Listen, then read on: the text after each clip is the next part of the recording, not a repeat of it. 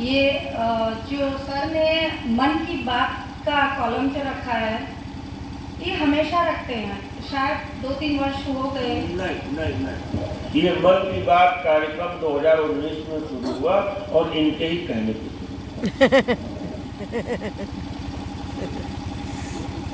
क्षमा चाहूंगी मैं, आप सभी लोगों का इसमें प्यार और बड़प्पन है।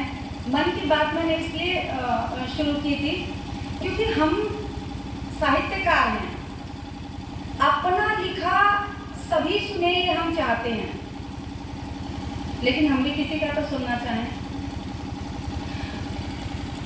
साहित्य वो होता है जो इंसान अपने अंदर उसकी एक छाप ले जाए, एक यादें ले जाए। हम जो कुछ भी कहना चाहते हैं, हम चाहते हैं कि सामने वाला उसे सुने, मगर क्या हम स्वयं सुनना चाहते हैं? नहीं। तो इसलिए हमने ये मन की बात रखनी चाहिए थी कि सर किसी का भी कुछ हो तो प्लीज कुछ मन की बात का छोटा सा प्रोग्राम रखिए। किसी की शिकायत, किसी का अनुभव, किसी की समस्या, या यहाँ आकर उनको कैसा लगा, आपने इतनी मेहनत की, उनको क्या कमी महसूस हुई, तो इसलिए हमने ये रखा था। तो यहाँ पर हमने देखा इन 3 वर्षों में मैं अखंड सर जी का बहुत बहुत बहुत, या ये कहूँ कि हृदय की गहराई से मैं उनका धन्यवाद करना चाहूँगी कि उन्होंने मेरा मान रखा। और मैं तो कुछ भी नहीं, मैं तो सीखने आती हूँ, मुझे तो कुछ भी नहीं आता, मैं सच बताऊँ, लेकिन फिर भी हम सीखने आते हैं तो हम सीखते हैं, बहुत कुछ सीखने को मिलता है, बहुत लोग अच्छे लोगों से भी मिलने मिलता है, और बहुत कहते हैं एक मिठास भरे लोगों से भी मिलता है, तो कुछ नीम जैसे कड़वे लोगों से भी मिलता है, और कुछ ऐसे होते हैं कि वो एक तो करेला ऊपर से नीम चढ़ा, ऐसे लोग भी होते हैं। तो ये मन की बातें सारी होनी चाहिए। तो हम सब साहित्यकार एकत्रित होते हैं तो एक दूसरे को सिखाना, एक दूसरे से सीखना, मिलना मिलाना, ये एक तरह से महोत्सव है। जैसा कि साफ लिखा हुआ है गोपाल राम गहमरी कला एवं साहित्य महोत्सव, तो हम महोत्सव को इतना एंजॉय कर पाते हैं क्या?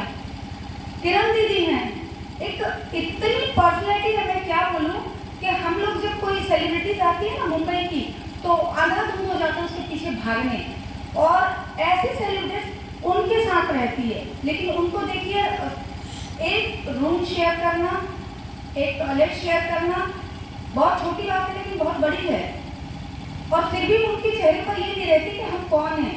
तो एक तरह से हम साहित्यकार हैं, तो छोटी छोटी अहम को अगर हम त्यागेंगे ना, तो सच में हम समाज में बहुत बड़ा एक मिसाल कायम करेंगे, और हमारा साहित्य जो है बहुत आगे जाएगा।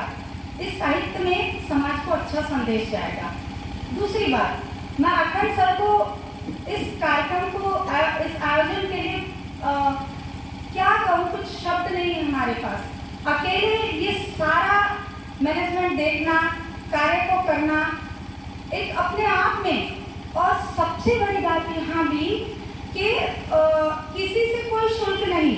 आपने बड़े बड़े समारोह देखे होंगे, आयोजन देखा होगा, क्षमा चाहूँगी मैं बहुत छोटी हूँ, और छोटी हूँ बड़ी बात कर रही हूँ, थोड़ा माइंडली लीजिएगा, क्योंकि हमारे भारत की सबसे बड़ी समस्या क्या है कि इंसान जो है मुद्दा बहुत जल्दी उठा लेता है, किसी भी बात पर मंथन नहीं करना चाहता। यदि इंसान मंथन करना चाहे तो सारे भारत की समस्या जो है अपने आप समाप्त हो जाएगी, चाहे वो किसी भी प्रकार की समस्या हो। मंथन नहीं करना चाहता किसी के साहित्य पर, किसी के कवि के कविता पर, या किसी के विचारों पर मंथन नहीं करेगा। अगर उसे गलत लगा तो उसका मुद्दा उठा देगा। यदि मंथन करे तो कुछ रस निकल कर आएगा। अभी आपने कितनी अच्छी कविता पढ़ी, अगर इसको मंथन किया जाए ना, तो मैं समझती हूँ कि कहीं भी किसी भी प्रकार की धूल हत्या होगी नहीं। वो जो अंदर की उस मांसपेशियों से लोथड़े की जो आवाज़ थी ना, उन्होंने शब्दों में पिरो दी। बहुत बहुत धन्यवाद आपका किसने सर। तो इस तरह से हम लोग मुद्दा न उठाकर तो मंथन करें। तो हमने इनसे कहा सर ये आयोजन आप करते हैं, हमने बड़े बड़े देखे हैं, हम भी स्वयं भी जाते हैं एक साहित्यकार के रूप में, तो शुल्क लिखा होता है 1 रुपये 2 रुपये। अब आप समझ जाइए मैं क्यों कहूँ।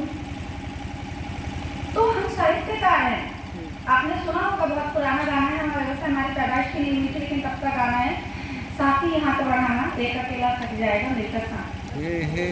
बहुत सुंदर। तो क्या हम साहित्य सहयोग नहीं कर सकते।